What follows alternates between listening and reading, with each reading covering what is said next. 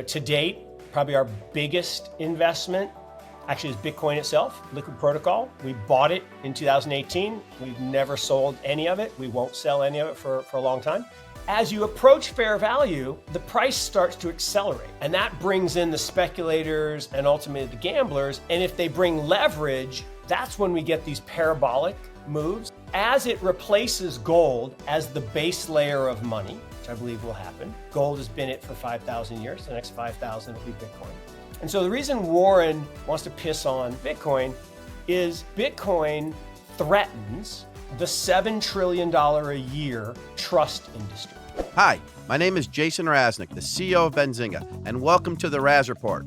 As always, before we kick things off, I want to quickly tell you about what Benzinga is. Before I started Benzinga in 2010, there were very few places to get real-time information on financial markets. I thought it was unfair that Wall Street had access to this information before the average Joe investor. So I created Benzinga to level the playing field for you, the retail investor. Benzinga is for the people and by the people. Now, let's dive into the show. Hello, welcome to this week's edition of the Raz Report, a FinTech Power Hour. We got another FinTech Titan, and this is Mark Yusko, Morgan Creek Capital. Excited to have you on, talk crypto and everything else that comes to mind. How you doing today?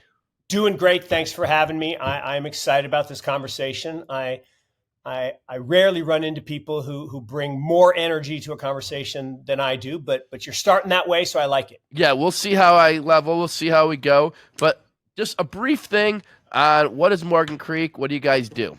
Yeah, so Morgan Creek Capital Management, company I formed about 20 years ago, was an asset manager. We spun out of University of North Carolina at Chapel Hill. And we were one of the original OCIOs, outsourced chief investment officers. We kind of transitioned out of that business over the years to become more of an asset manager. Did a lot of things in venture capital, in growth capital in China, hedge funds, private investing. But all throughout my career, I've had, Jason, a culture of co-investment. So I would allocate capital to some of the best and brightest minds in the world, Kleiner Perkins, Caulfield Byers, and Sequoia, and Mayfield, et cetera, Founders Fund. And then when they had a great deal, we would co-invest alongside them. And so from that developed direct investing. And to make a long story short, 10 years ago, a buddy of mine, Dan Moorhead from Pantera, I'm sure you know him, he called me and said, he was shutting down his hedge fund, which we had helped start. Or seed, I guess. He started it. We seeded it. And he said he was shutting it down and spend the rest of his life doing Bitcoin and blockchain. And I said, look, I wasn't running drugs on Silk Road, not a cryptography student. 10 years ago, didn't really understand what Bitcoin was. But when he said blockchain is an operating system, I'm like, yeah, I made a lot of money in operating systems. I can do that. So started down the path. It took me 5 years to convince my clients and others that it wasn't crazy, right? That this magic internet money wasn't just, crazy stuff for drug dealers and terrorists. Yeah. Long story short, 5 years ago, started Morgan Creek Digital, which is a subsidiary of Morgan Creek Capital. And I have transitioned from being kind of a chief investment officer for hire to a late in life venture capitalist. So we're on our fourth fund that invests in the digital asset ecosystem. Morgan Creek Digital invests in what we call the ABCDs of the digital age: AI, blockchain, chips, and data. And we made about 75 investments across that ecosystem. We also dabble in liquid protocols as well. What's the average size of like an investment you make? Yeah, so we have raised about $500 million over that 5 years. So the average is a little funky. So we have investments where we put in 100K and never did anything more, and we have investments where we put in 75 million. So it's everything in between. The way we do it is we'll start early. So we want to invest in about 30 funds, 30 companies per fund, $500,000 check, maybe $1 million at that seed round, maybe an A. Then we will follow on in about 2/3 of them. I would say I wish I knew which third were the crappy ones. I wouldn't invest in them, but I don't. And those checks are kind of 2 to 3 million. And then 4 or 5 will get big. right? Those would be our core investments. To date, probably our biggest investment actually is Bitcoin itself, Liquid Protocol. We bought it in 2018. We've never sold any of it. We won't sell any of it for a long time. And we view it as a venture capital investment. Back then it was a Series B-ish. Today it would be more like a Series D, maybe. Still lots of upside, but not as much as there was 5 years ago. And that's Bitcoin itself. Yeah, Bitcoin itself as the protocol. And the reason is, if you go back to the internet, right? We were early investors in the internet, in companies like Yahoo and eBay and Google. And the problem was the only way you could invest in the internet was in the application layer. No one can own TCP/IP. You and I are using it right now. It's gold, but you can't own it. And you can't own FTP to transfer files, and you can't own HTTPS for web pages or www. You can't own it. In the digital age, this new protocol stack, Bitcoin is, I believe, the base layer like TCP/IP. Ethereum's kind of like the www. You can own those protocols, and about 80% of the value created in the ecosystem has accrued to the protocols. Only about 20% to companies like Coinbase and Kraken and Gemini and things like that. And we've invested in both, but most of the big wealth so far has been created by the protocols. That's an amazing way to look at it, because if you think of the internet ages, you got your eBays, you got on sales that didn't, like, there's a lot of internet applications that didn't work. But what you're saying is the Bitcoins of the world, the TCP/IP or the www, and that's the way you look at it. So you're saying this is giving you a chance to invest in the behind the scenes for what the internet was back then. Absolutely. I mean, think about it. I say this all the time. The guy who invented the internet, not Al Gore, although we do owe Al Gore a debt of gratitude because he blocked the bill that AT&T and Verizon were trying to pass to kill the internet. Because they did not want you and I to be able to talk for free over the internet. They wanted to charge us $3 a minute. And long story short, the guy who invented the internet, Tim Berners-Lee, who wrote 9,400 lines of code, it's a lot of code, to create the first web page. So he took this thing that Vint Cerf invented in the late 70s, this thing called TCP/IP, and 20 plus years later, in 1991, creates the first web page. Today, there's 1.7 billion web pages. It's a lot. So, but Tim is not a rich guy. Now he's doing fine. He's a professor at MIT, and he's, he actually, I love it. He turned that code into an NFT and sold it for like 2.8 million. I love that. I actually wanted to buy it, but got outbid. So I just think that's amazing. And I look at him and say, well, wait a second. He was the one that had the vision, but he couldn't own that infrastructure layer. And that was Web 1. Web 2 was even more about the applications. So as much money as we made in Web 1, which was a lot, and 2 trillion of total value in Web 1, Web 2 was bigger. We made a lot more in Alibaba, in Facebook, in Amazon, because Web 2 went from read-only to read-write.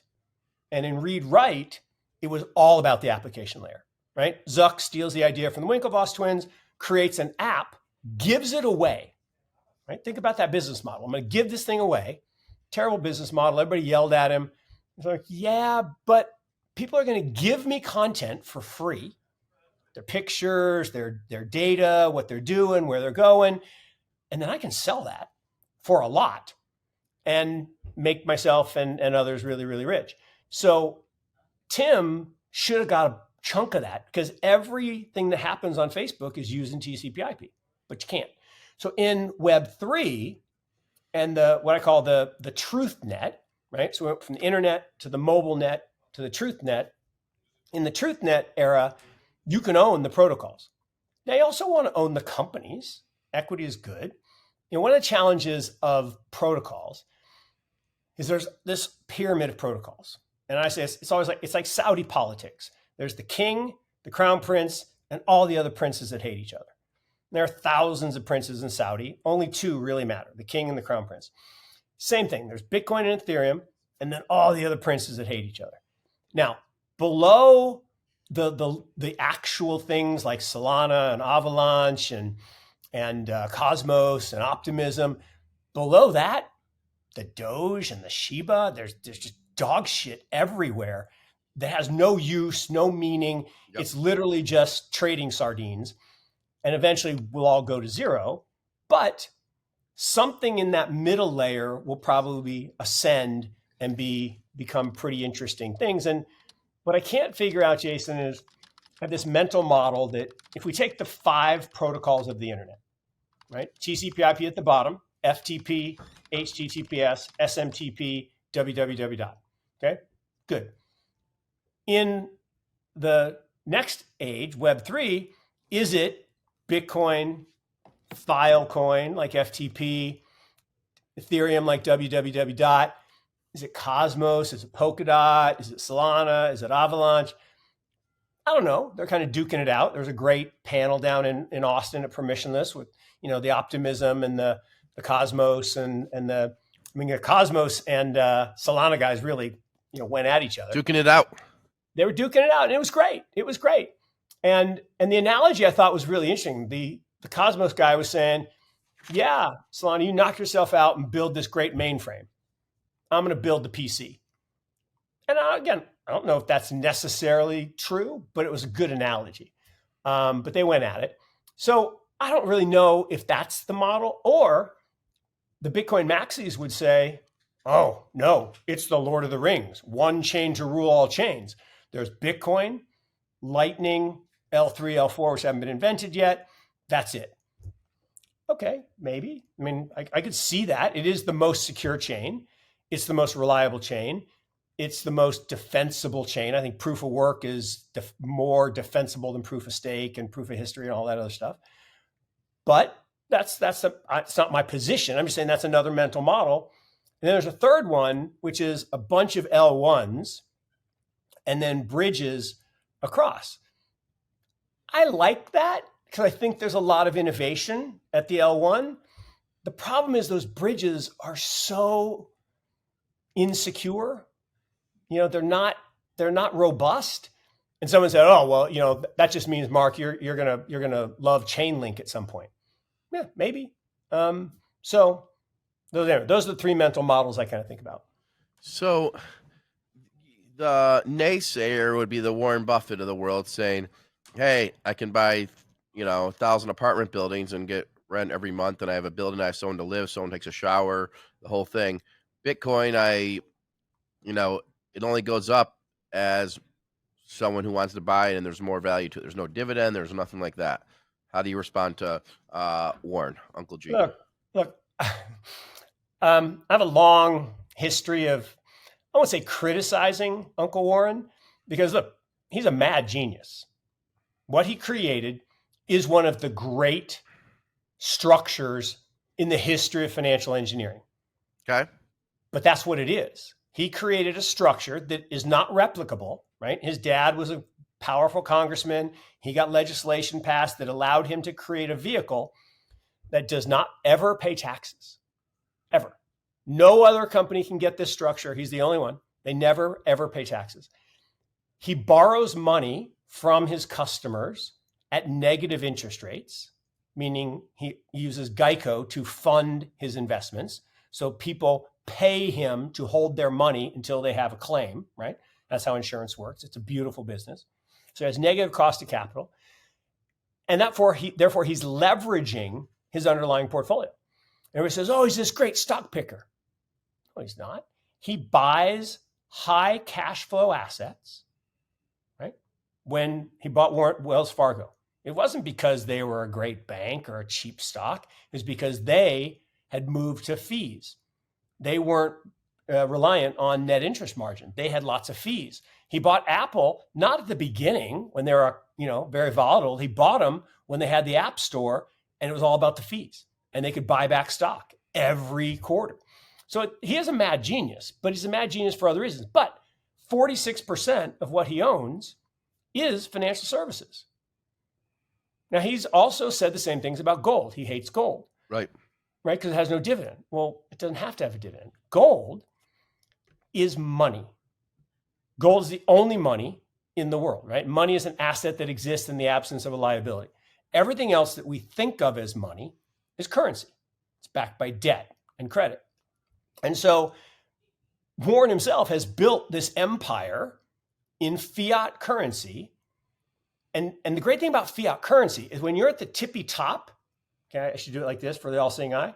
When you're at the tippy top, it's awesome if the government devalues the currency, because your real estate goes up in value, your stocks go up in value. And if you own levered stocks that doesn't pay interest, whoo, it's amazing. So he's at the tippy top of the spear, where every time the government creates inflation, which is supposedly good for us somehow, no, that's stealing from the poor to give to the rich. I mean, it's reverse Robin Hood all the way. And that structure is what has dominated for the last 800 years. So 800 years ago, the Rothschilds and the Medicis created this structure. And it's dependent on fractional reserve banking. And the people at the top get super rich and the masses get super dependent. Fine. That's fine. Well, it's not fine, actually, but okay, that's why he loves it. So why does he hate gold? Well, he hates gold because it is the store of value that is the antithesis of what he has created. So let's think about this. People say stocks are at all-time highs. Only because we denominate them in toilet paper, in the US dollar, right? If you denominate stocks in gold, they're dead flat since 1997. Dead flat. And if you denominate them in Bitcoin, they're down a lot. Now, Bitcoin's only been around 14 years, but it's because the currency is being devalued. And so the reason Warren wants to piss on Bitcoin is Bitcoin threatens the $7 trillion a year trust industry. And this is big, right? 46% of his portfolio is in this industry: banks, insurance, brokerage, auditing, accounting. All of that is because of this. In the old days, I would lend you money, and I would write down in my book, and I'm old, so I had a papyrus tablet, right? I would write down, Jason owes me $100. You'd go away for a year, you'd come back with 110. Turns out I'm an unscrupulous guy. I've erased the 100 and I've written 200. You come back to pay me 110, and I'm like, Jason, you owe me 220. And you're like, no, I only borrowed 100. Jason, it says right here in the book. And there was only one book. And you had to trust me, but I wasn't trustworthy. So what did they do? The Rothschilds and the Medicis stole an idea from these monks. And I actually learned this summer that those monks were actually the Order of Christ in Portugal, the Knights Templar, believe it or not, who had invented fractional reserve banking, because a bunch of knights would go off on these tasks and some of them wouldn't come back because it was a dangerous time in the 1100s. And they had all this extra gold. So they started lending it and created fractional reserve banking. So the Medici said, hey, Jason, you keep a ledger, and Mark, you keep a ledger, dual entry accounting. And we, the benevolent Medicis, for a small fee, will make sure that the numbers match. So you come back a year later. Now, it turns out the Medicis were, shall we say, corruptible. So I had gone to the Medicis and said, you know what, guys, I'm going to change my number to 200 and I'll give you half. Okay. So you come back and you say, okay, here's the 110. I'm like, no, you owe me 220. Is this all to get to the point that Bitcoin's all, trackable, recordable, and there's none of this, stuff where people can manipulate? It is truth. Bitcoin is truth. It is triple entry accounting, verified by a decentralized network that is permanent, immutable, and unchangeable. And in the presence of that system, we don't need banking. We don't need auditing. We don't need brokerage. We have truth. Well, you need auditing in the sense of, I guess auditing for your, like a company, but you're saying auditing in terms of like, did payments come in, payments go out? Because Bitcoin's truth, because you can verify. It's all on chain, right? It's all on the ledger. Yeah. And so the interesting thing is, if I lent you $100, the ledger says Mark lent Jason $100. I can never change that number. Yeah. I can't bribe anyone to change it. I can't influence anyone to change it. And so truth replacing trust, vaporizes $7 trillion a year, but that $7 trillion a year is somebody's revenue. JP Morgan's revenue, the Rothschilds' revenue at BIS. A lot of people don't want this to happen. So what do? They piss on it. Well, I mean, Bitcoin has definitely had a lot of headwinds in the last 2 years. I mean, from the bankruptcies of Voyager, BlockFi, FTX, Celsius, and many more. And that's how the common person would get into Bitcoin, by buying it through one of those broker dealers. Now, I know I just had Kathy Wood on the Raz Report, and Kathy Wood said you got to buy it through a cold storage, or there's a Coinbase feature you can buy it through. But it definitely burnt out a lot of people, including myself. I was one of the top creditors at Voyager at one point, and I only had USDC. I thought it was 1-to-1. I didn't know they could leverage the shit up. I didn't pay attention. Mark, have you written any books? I have never written a book. It seems like you'd want to. You're like a historian on this stuff. The Medicis. I mean, I don't know who the Medicis are. I just went along with it. I mean, other Rockefellers. Oh no, okay. Well, Medicis. I mean, you're inspiring me. You're inspiring me, Raz. Yeah, you literally just gotta turn off the screens and just start typing your book, because you got a history lesson. I could see like Medicis, this, and history repeats itself. History does rhyme for sure. History and it rhymes. does repeat in terms of cycles. And look, there's nothing new in this world, right? There's this famous management guru. His name is Robert Maxwell or Richard Maxwell or something. I think Robert. And I think it's Robert Maxwell. Yep. All of his books are just taking stuff from 2,600 years ago, from Aristotle and Socrates and Seneca the Younger. And they said it all because humans are human. But there is a 90-year cycle, 3 generations. It takes 3 generations to forget. And so you repeat. And so every 3 generations, we have a big depression, we have a reset, we have this fourth turning that Neil talks about, Neil Ferguson, and not Neil Ferguson. Well, go with it. Yeah, no. They'll be later for your book. You'll get it right. No. Neil Ferguson's different, but the guy who wrote the fourth turning. I should give him credit, but it's a really interesting dynamic. So at the end of the day, financial services is a rent-seeking business, right? If I want to transfer money to you, you have to have a bank account. I have to have a bank account. We pay fees on that. And then when I transfer money, I use a wire transfer and have to pay fees. If I want to send you Bitcoin, a couple of taps with a keyboard and boom, it's in your wallet. Yep. So that difference is real. But the more important difference is the difference between fiat currency and a deflationary currency. Inflationary currencies can be devalued. And everyone in the history of the world has been, right? There have been 775 paper currencies in the history of the world. 3/4 of them gone. They don't exist. They were devalued to zero. Pound sterling's down 99% in 307 years or whatever. The dollar is down 98% since 1913, since the Fed was created.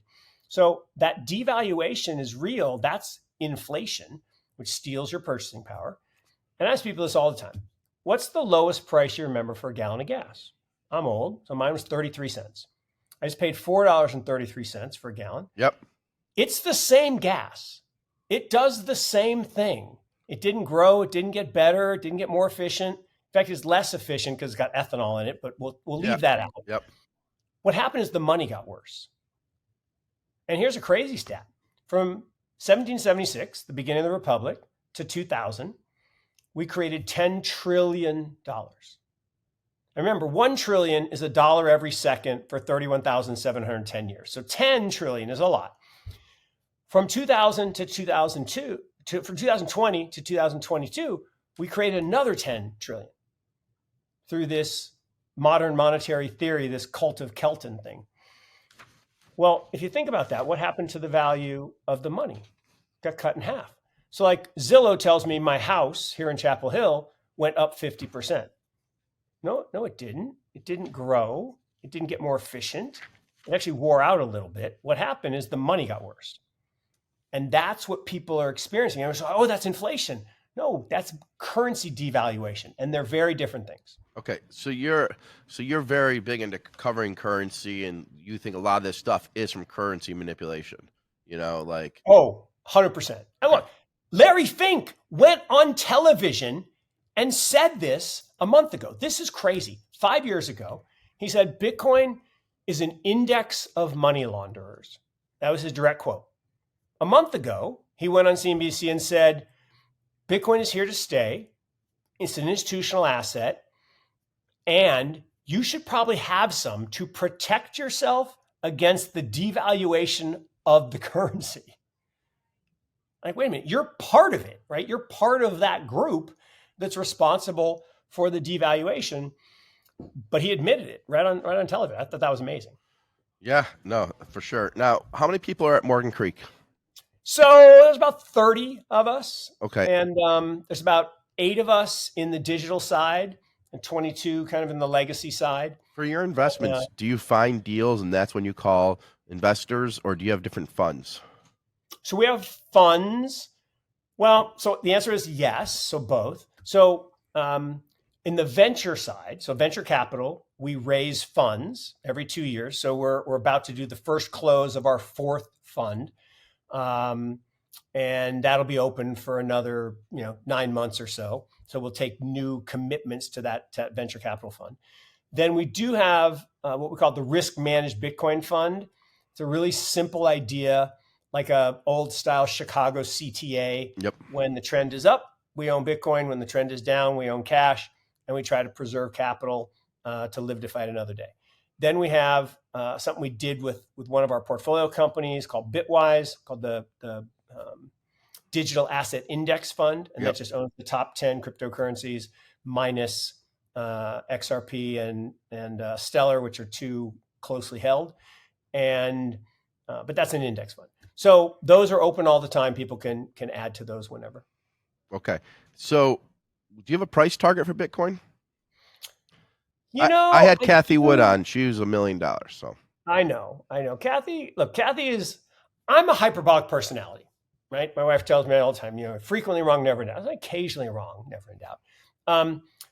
Kathy makes me look conservative. So I love the fact that I can be on after her and people will say, oh, that's very conservative, even though it'll sound like a big number.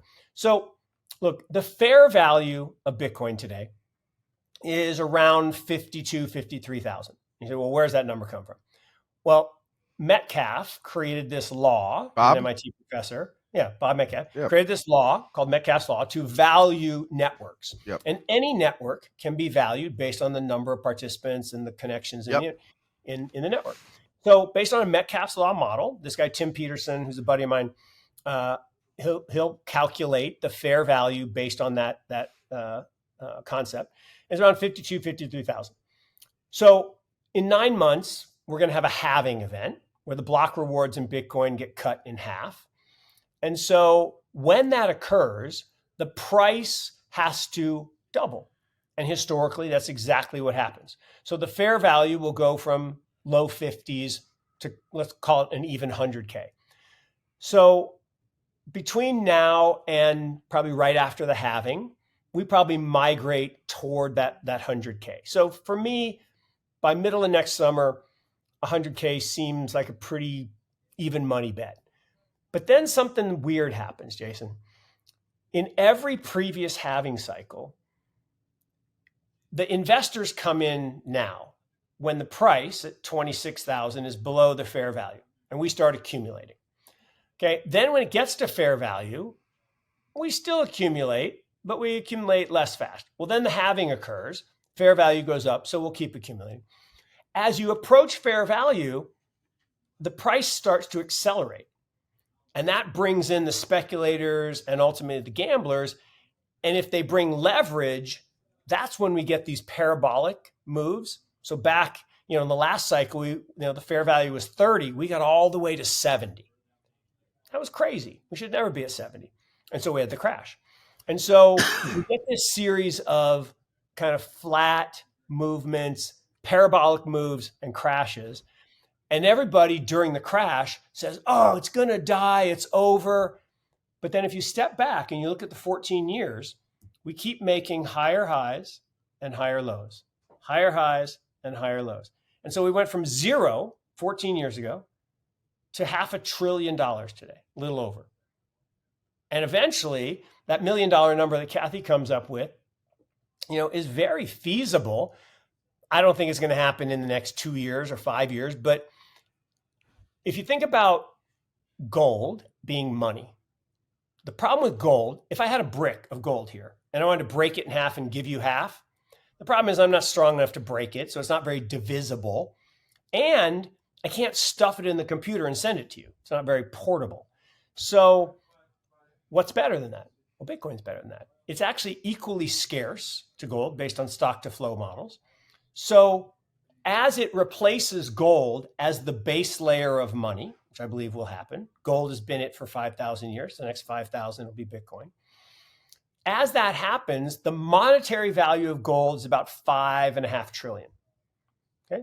So at 5.5 trillion divided by, kind of 20-ish million Bitcoins, you can get to a price of about 250K, right? All right, 250K sounds pretty good. Well, then where you go towards this million and say, well, but we could go beyond just the base layer of money. What's the valuation now of all of Bitcoin? All of Bitcoin today is about 500 billion. Okay. That would take it to 5 trillion. So about a 10x from here. Yep. We're at about 26K. So it'd be about 260K. But that means people are not using gold as the standard, I guess, is what you're saying. So what happens is you probably have both. And so this is where it gets a little dodgy. Are all the central banks, right? If you think about money, global money, right? There's $100 trillion of money around the world. Mm-hmm. Yen, euros, Yep. all this. All of it sits on top of the 5 trillion of gold, right? That sits in Fort Knox and China and Russia and all the central banks jockey to own the gold. And then they issue debt backed by the government revenues theory or fiat. They just print more of it. Yep. And they create money, right? Ones and zeros in our bank accounts that we spend. So over time, the central banks likely replace some, perhaps all, of the gold with Bitcoin because Bitcoin is more divisible, more portable. It has quote unquote lighter weight than gold, not physical weight, but it's just easier to move around. And so in the digital age, when we get out of the analog world, like think about the cost of storing a brick of gold, right? There's physical cost to doing that every year. And you got to have Brinks trucks, and you got to have armed guards, and you got to have security cameras. With Bitcoin, we can secure it a lot cheaper. And so there's a natural movement as in everything in the world. Think about music. We used to have record albums, physical record albums. Then we had electronic MP3s. And now we have digital streaming. And the beauty of digital streaming is we can attach ownership to the digital record. And so the writer can get paid, the musician can get paid. We can eliminate the middle person, right? The record labels, they don't like that very much. And that's the same thing with banking, right? They are middle people. Brokers are middle people. Like here's a crazy thing. Right now, you in your mind think you own some stocks. I think I own some stocks. We actually don't own them. The brokerage firms, you may use Merrill, I may use UBS. The brokerage firm actually owns the security, and you and I have a IOU from the broker. When we exchange, they literally, in Dallas, Texas, pick up a piece of paper and move it from the UBS file to the Merrill Lynch file and make a change in the QSIP, the electronic record on our two statements that we pull up on a centralized database. That's all going to go away. And we will have digital records on blockchains, permanent, immutable, transparent, open, and cryptographically secure. And so as that occurs, I think everything moves in that direction. So to answer your question, short term between now and next year, I think we blow through fair value of 100 and we get to 150K because I don't think there's going to be as much leverage this time. So I don't think we'll do 2x fair value or 3x fair value, but I think we'll do 1.5 times fair value. So you're longer term. I'm in Kathy's camp, but longer term. So you're in the same camp as Michael Saylor, bullish on Bitcoin. So oh yeah. Look, Bitcoin is superior technology, and there is not. And I've actually gone back and done a lot of work on this. there's not a technology that reached critical mass that then got put back in the bottle, right? So you think about the history of computing, and that's all we're really talking about here. We had mainframes in 1954. 14 years later, we had the microchip, and we had mini computers. 14 years later, we had even further microization, and we had personal computers, right, that we're talking to right now. Then 14 years later, we had this thing called the internet. I remember Paul Krugman was like, "Oh, never be more important than a fax machine." Yeah, kind of. 14 years later, and it's always 14 years because it's the young people that I didn't know Paul said that, but I'll look that up. Oh yeah, it's a great. He actually said the internet will never be more important than the fax machine. I gotta look that up because I'll use that in some of my articles. Oh, it's crazy. It's crazy. Yeah, and that's crazy. It is crazy. And so then the mobile net comes along. Yep. And I remember being with the guy Craig McCaw, famous investor, wireless.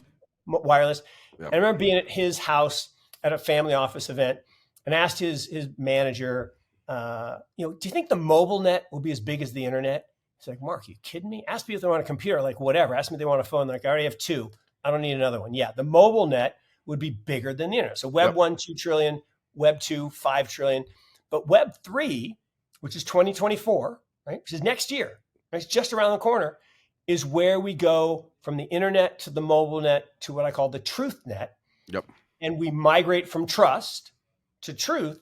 And that $7 trillion that is used to verify trust in the banking, financial services, insurance, auditing, accounting, that gets liberated. It doesn't really get vaporized. Yep. It gets liberated and released. And what could we do with 6 to 8% of GDP every year? Human creativity could do a lot with that. And human creativity, most powerful force on the planet, I think we get an exponential lift this time. And I think Web 3 is a $15+ trillion opportunity. Huge. Wow. Okay. Well, guys, Mark does not have a book yet, but you can hear him at The Future of Digital Assets, Future of Alternative Investing, bzdigitalassets.com in a couple months. Mark Yusko, literally an encyclopedia. You'll get to have office hours with him after and ask some of these questions. But the good news is he'll probably sign a publisher deal after a publisher hears this interview because you have more knowledge on this space than pretty much anyone I've ever heard go this deep on it. And the analogies are great. I mean, talking about TCP/IP, www. You couldn't own Berners-Lee. What was Berners-Lee? Mark Berners-Lee? Yeah. You couldn't own that, and here you can. It's a great analogy. I may be stepping in my foot back into Bitcoin. We'll see.